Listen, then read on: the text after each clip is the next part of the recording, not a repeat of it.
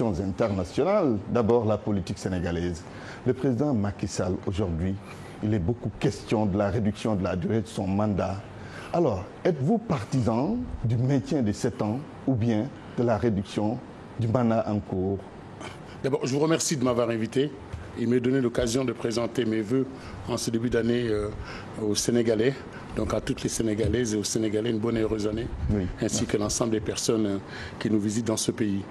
Vous me posez une question qui est importante, parce que je crois que le chef de l'État s'est engagé lors de l'élection présidentielle à réduire le mandat. Oui. Aujourd'hui, il y a des gens qui estiment que cette réduction n'est pas opportune. Il a confié le dossier, je crois, à des sages, à des spécialistes, à des gens qui s'y connaissent, ce qui n'est pas mon cas en matière de constitution. Vous n'êtes pas spécialiste, mais quelle est votre position pour ou contre les 7 ans? Je pense que c'est compliqué de répondre aussi de façon aussi manichéenne. Je pense qu'il faut à la fois tenir compte de la volonté du chef de l'État de tenir sa promesse, et ça, je suis pour cette démarche-là. Après, il y a un débat. Respect de la parole donnée. Voilà, le respect de la parole donnée, ça me paraît important lorsqu'on s'engage en période électorale, que le lendemain, on n'ait pas le sentiment que tout ça a été fait uniquement pour conforter un électorat dans sa volonté de démocratisation. D'ailleurs, ce qui est très intéressant, c'est de voir qu'il y a cette question-là, mais à côté de ça, dans ses bons voeux au peuple sénégalais du 1er janvier, il nous a annoncé toute une série d'autres mesures. Oui, notamment les 15 réformes. Est-ce que vous êtes d'accord de façon globale sur les 15 réformes? Parce que quand on dit toutes ces questions-là, on s'aperçoit qu'il y a une volonté globale de démocratisation, de faire que le Parlement ait encore plus de poids, de faire que les gens qui vont indépendantes. Absolument, des gens qui sur le terrain vont pouvoir enfin faire des candidatures. Oui. Le fait qu'on puisse reconnaître une opposition, tout ça va dans un sens qui est de renforcer la démocratie locale et nationale.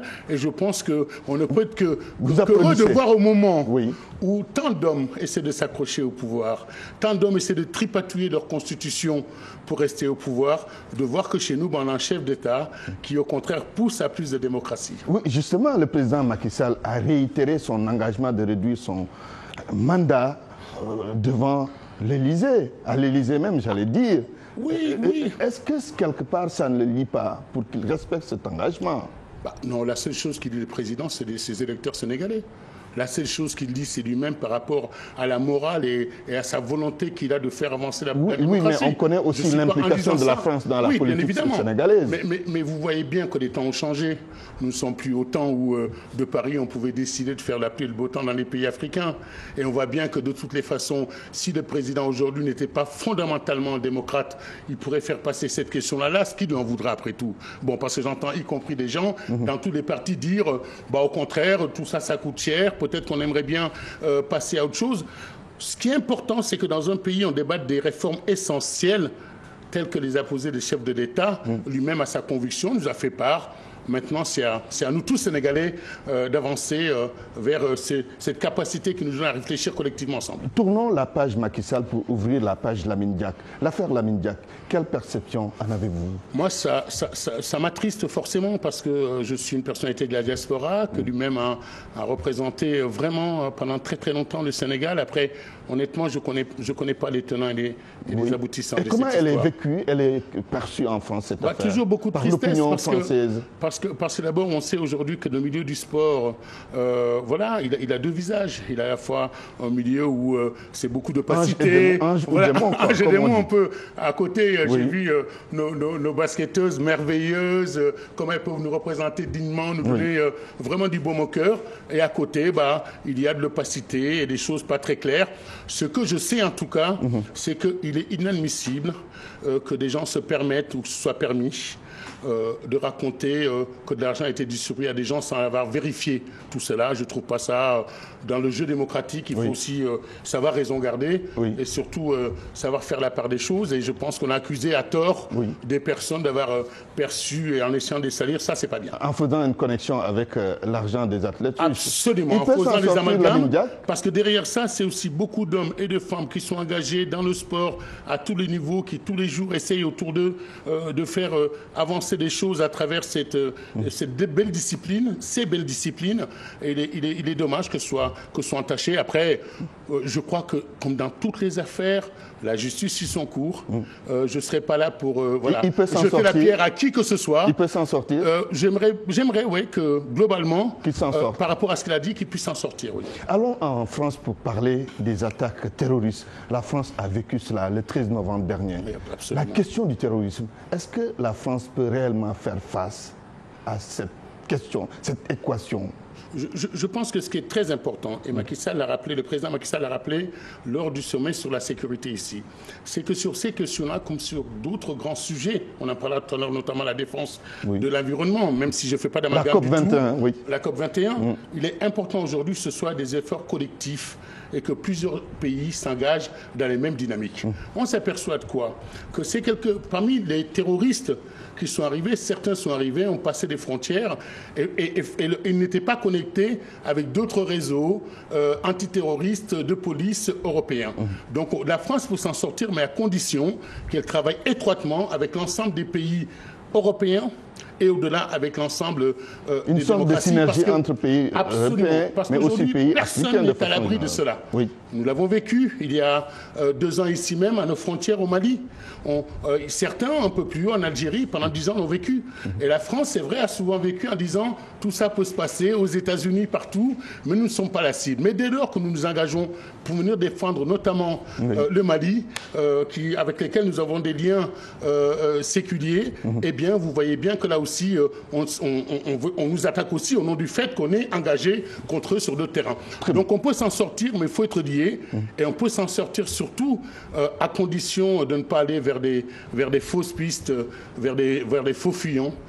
Comme notamment nous sommes en train de le vivre à travers les questions de déchéance qui sont bien loin de ce qu'il faut faire pour lutter efficacement contre déchéance de la nationalité ou de nationalité. On en parlera tout à l'heure. Fodé Sila, vous êtes ancien député européen. Il faut le préciser à l'endroit de nos téléspectateurs qui viennent de nous prendre en cours. Alors, il y a 1 an, l'affaire Charlie Hebdo. 1 an après, quel sentiment vous habite toujours relativement à cette affaire, bien entendu? Tout à fait. D'abord, il faut savoir, et je le redis, parce que pour nous qui avons beaucoup lutté contre le racisme et pour les droits de l'homme et qui continuons d'ailleurs, il faut savoir que parmi les dessinateurs qui ont été tués, il y avait notamment Cabu qui a toujours été de notre côté et bien d'autres. Ces gens-là ont toujours été là pour nous accompagner dans nos manifestations, pour alerter la société française. Notamment, il avait dessiné un personnage qui s'appelait Mon Beauf, qu'on voyait souvent notamment dans le Canard enchaîné. Et ce personnage était la caricature du français intolérant, xénophobe, etc. Et donc, il caricaturait cette personne. Donc, en aucune façon, ces gens qui ont commis cela ne l'ont fait en notre nom, nous, musulmans, africains, tiers-mondistes. Et déjà, c'est la première chose. Je dis d'autant plus ça que certains de nos compatriotes peuvent être encore tentés, après les deuxièmes vagues d'attentats, à faire des amalgames entre musulmans et terroristes. Ce qui n'a rien à voir. Ce qui n'a absolument rien à voir. Il s'agit là de gens qui sont motivés par d'autres considérations financières, politiques, mais en aucune façon avec l'islam. Mais à la place du Français qui est chez lui dans un petit village et qui subit tout ça, il peut être tenté de croire au discours frontiste, par exemple, des Le Pen qui ont tendance à faire ce genre d'amalgame facilement entre immigrés, délinquants, voire même aujourd'hui immigrés et terroristes. Donc le sentiment profond que j'ai, c'est que la France a été blessée au plus profond, que la France a réussi à faire quand même que malgré tout ça, il n'y ait pas trop de débordements. Même s'il faut rester vigilant, parce qu'il y a quand même quelques mosquées qui ont été attaquées. Et surtout, ça prouve aujourd'hui que la France n'est pas à l'abri, ce que je disais tout à l'heure, et que le même enseigne que l'ensemble des démocraties. Oui, on va aborder les autres questions rapidement. Absolument. La question des binationaux, alors la déchéance de nationalité. Cette question a été posée justement pour régler un autre problème, le terrorisme. Qu'est-ce que ça peut régler réellement? Est-ce que ça peut régler ça, à votre avis? Honnêtement, tout le monde voit bien que c'est de l'esbrouf. On n'a pas besoin de ça. Non, mais comment voulez-vous dire à quelqu'un qui est prêt à se faire exploser, je vais te retirer la nationalité, vous pensez que ça peut être dissuasif? À aucun moment cela peut être un argument. Par contre, immédiatement, on met en place un mécanisme qui fait qu'il y aura des Français qui seront traités différemment. Or, il n'est pas possible dans notre droit du sol tel qu'il existe aujourd'hui, y compris dans ce mix avec le droit du sang, y compris depuis la Révolution française, il ne serait pas acceptable aujourd'hui qu'on ait sur un même territoire deux catégories de Français, voilà, ceux qui seraient des binationaux et d'autres. Et puis par ailleurs, je vais vous dire quelque chose, et on a vu le cas récemment, si la France dit je veux pas telle personne, je vais le déchoir de la nationalité, alors que cette personne est en France, vous pensez que si c'est un franco-algérien, un franco-malien, un franco-sénégalais, qu'est-ce qui va se passer dans nos pays? Nous aussi, on va dire qu'on n'en veut pas de ce jeune-là. Donc, on va créer une masse d'apatrides. Non seulement on n'aura pas réglé le problème, mais à part créer des apatrides, je ne vois pas ce que ça ramène. Mais il y a derrière ça quelque chose qui, moi, me choque beaucoup plus, c'est le fait que c'est une vieille revendication de l'extrême droite. Oui, qui a été satisfaite. Voilà, qui a été satisfaite. Et c'est pas parce qu'un pays a un curseur qui se déplace vers la droite et l'extrême droite qu'il faut abandonner dans ce même sens. Parce que vous savez, comme on dit, il faut éviter de manger avec le diable parce que la cuillère ne sera jamais assez longue. Oui, avec cette question de binationaux ou d'échéance de nationalité, faut-il avoir des inquiétudes par rapport aux Sénégalais qui vivent en France? Il n'y a pas d'inquiétude à se faire, il n'y a pas de souci à se faire? Il y a quand même dans ce pays un vieux courant humaniste, il y a quand même beaucoup de Français qui continuent l'action des droits de l'homme. Moi-même, j'ai eu la chance de faire SOS Racisme, mais j'ai pu le faire où? En France, et pas ailleurs. Peut-être que à d'autres endroits, ça aurait été plus difficile. Il y a eu même une période où la FIDH, c'était Sidiki Kaba, Amnesty International, c'était Pierre Sané, moi et ça. Je crois qu'à la fois, en tout ce qui concerne les Sénégalais, nous sommes implantés en France depuis longtemps. L'immense majorité sont des travailleurs. De plus en plus, ils s'occupent de leurs enfants. Ça me paraît essentiel. Eh bien, cette éducation, il faut le faire. Par contre, et on a eu l'occasion de le voir cette année, c'est très important. Nous sommes allés rencontrer Hollande et Hulot pour préparer le sommet de conscience avant la COP21. Justement, vous allez le rencontrer demain soir à l'occasion d'un dîner auquel il vous a convié, à l'occasion, pour me répéter, des 20 ans après le décès du président Mitterrand. Qu'est-ce que vous allez lui dire sur cette question? Vous êtes au courant de tout ce qui se passe. Oui, demain soir, j'irai à l'Élysée parce que d'abord, la figure de Mitterrand est importante. Précisément, c'est lui qui n'a pas hésité à faire des vagues de régularisation parce qu'il estimait que ça ne servait à rien d'avoir une masse de gens qui participent à l'économie, qui payent leurs impôts et qui participent à ce que cette société continue à faire que les valides payent pour les retraités sans les régulariser. Il ne faut pas oublier que c'est aussi lui qui abolit, par exemple, la peine de mort. Donc je pense que c'est un homme qui profondément a créé des choses en profondeur et a toujours protégé les minorités, notamment a beaucoup aidé à la création des SOS. C'est pour cela d'ailleurs que parmi les amis et la famille, je serai demain à la table du président de la République française. Vous direz quoi au président François Hollande? Je lui dirai, d'ailleurs, je sais, on se connaît depuis longtemps et je lui dirais que cette mesure, non seulement pour moi, n'apporte rien, mais en plus, je pense qu'il risque de créer deux catégories de Français. Très bien. Mais alors, ce que je vous disais juste, pour ne pas oublier ma pensée, c'est qu'au sommet des consciences, à Paris, nous sommes allés avec les représentants, M. Mbaké de Touba et puis Abdelaziz Junior de Tivavone. Je crois que le discours des Sénégalais sur l'islam est tellement pertinent dans un pays dans lequel on sait que les musulmans et les catholiques vivent ensemble, sont parfois enterrés ensemble dans les mêmes cimetières, qu'il y a eu un président Léopold Sédar Senghor, minorité sérère et minorité catholique qui a dirigé le Sénégal. Je pense que nous avons un islam à offrir au monde. Très bien. Un islam à offrir au monde. Rapidement, concernant les deux frères Kouachi, déchus de leur nationalité, indésirables par l'Algérie. Bien vu. Ce scénario, comment vous... Ce scénario, il va se passer de façon permanente comme ça. Comme ça. C'est-à-dire qu'à ça va être catastrophique pour les binationaux. Diront, écoutez, pourquoi est-ce que nous le récupérons? Vous avez des enfants. Parce que ce qu'il ne faut pas oublier également, c'est que c'est des jeunes Français. On peut faire ce qu'on veut. Toutes les mesures, ça reste des jeunes Français. Donc si c'est des jeunes Français qui sont passés à l'attentat, ce n'est pas des gens venus de l'extérieur. Il faut les vivre comme tels et les traiter comme des Français. Le Front National monte en France. Qu'est-ce que cela signifie? Ça signifie d'abord que c'est terrible. Parce que vous savez, ce mouvement, c'est la plus grosse usurpation à cheval entre le 20 et le 20e siècle. Il s'agit d'hommes et de femmes ultra-libéraux qui, honnêtement, dans leur programme, n'épargneront personne. Et au début, on peut penser que c'est une histoire face aux immigrés. Mais quand on regarde bien la mesure, elle est non seulement dangereuse pour l'ensemble des concitoyens, ce sera terrible pour les femmes dans leur programme, on prévoit de les renvoyer rester à la maison. Ce sera terrible pour les jeunes parce que dans les villes qui dirigent, on fait des coupes sombres dans tout ce qui est culturel. Et ce sera terrible du point de vue philosophique et de notre rapport au monde. Parce que imaginez si, à travers le monde, d'autres commencent à dire vous traitez comme ça nos concitoyens, nous allons faire la même chose. Oui. Moi, je suis fier d'être dans un pays comme le Sénégal, et malgré nos difficultés, jamais nous aurons à faire dresser nos populations contre d'autres populations. Oui. Et c'est ça le vrai modèle, et c'est ça que le Front National ne veut pas par ailleurs. Oui. C'est reconnaître qu'aujourd'hui, ce n'est pas une poignée de gens dépassés par l'histoire qui vont imposer au reste du monde leur vision. Oui, je comprends votre argumentaire, mais réponse cette fois-ci par oui ou par non. Est-ce que la montée du Front National signifie que les Français sont quelque part racistes, oui ou non?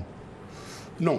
Non. Alors, non, vous savez pourquoi? Oui. Parce que je pense que nous savons très bien aujourd'hui quand il y a un délitement social, oui, quand il y a des déclassements, quand il y a des gens qui sont abandonnés, quand il y a une politique de ghettoisation, et c'est pas moi qui le dis, c'est Valls, eh bien ça pousse les Français pauvres à se tromper de colère. Le Français qui est au chômage ne se retourne pas contre le pouvoir qu'il a mis au chômage, mais contre l'immigré dont il pense qu'il a pris son emploi, par exemple. Donc à partir de ce moment-là, le Français n'est pas raciste, mais les conditions sont réunies pour faire que des représentants institutionnels, politiques du racisme puissent venir leur bourrer de mou. Deux petites questions. La COP21 qui s'est déroulée avec la position du président Macky Sall. Apparemment, vous êtes omnibulé, je ne dirais pas omnibulé, mais en tout cas séduit par la position du président. D'abord, moi, c'est une question que je connais très bien, oui, parce que depuis 2009, j'ai rempli la mission auprès de Jean-Luc Borloo.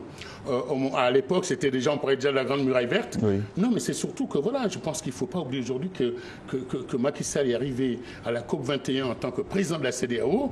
Macky Sall est arrivé en tant que président du NEPAD, qu'il a réussi à parler en 6e position, oui, et qu'il est apparu aujourd'hui comme un des hommes de la situation, et que le principe du pollueur-payeur qu'il a posé, oui, en partie a été réussi. Donc je dirais que le chef de l'État sénégalais aujourd'hui à travers le monde, et quand je rajoute à ça le fait que nous sommes rentrés au Conseil de sécurité des Nations Unies, oui, quand je rajoute à ça le fait qu'un peu partout dans les conférences, notamment à Malte sur l'immigration, il a su tenir les bons mots et les bons propos, oui, et ben aujourd'hui c'est un président protecteur, rassurant et qui nous représente fort bien à travers le monde. Dernière question, vraiment en 5 secondes, voire 10, hein, si vous voulez. Alors, la question de l'emploi, vous y réfléchissez avec le ministre Amath Dansokho. Vous allez proposer du concret? Du concret, oui, notamment il y a une boîte qui est spécialisée dans les appels téléphoniques. Oui. Nous sommes en train de travailler. Je pense que je vais être en mesure de pouvoir proposer quelques milliers d'emplois très très rapidement au Sénégal, parce que quel que soit mon engagement auprès du président de la République et du PSE, oui, si nous n'arrivons pas à un moment à faire que nous créons véritablement des emplois, il y aura beaucoup de frustration. Or, je pense que le PSE est un bel instrument. Il y a des fondations comme à Diamniadio, ils ne sont pas toujours visibles, c'est le principe des fondations, comme dirait mon ami Oumouane. Un jour, ils éclaireront et on verra à quel point le travail de fond a été fait, mais pour les médias, nous devons être en capacité d'apporter un stage, une formation, un emploi aux jeunes Sénégalais. Je m'y emploie. Mais tant mieux, tant mieux. En tout cas, merci, Fodé Sylla. Je rappelle que vous êtes ancien député européen. Vous êtes d'ailleurs le seul issu de l'immigration africaine. Merci. Ancien président de SOS Racisme.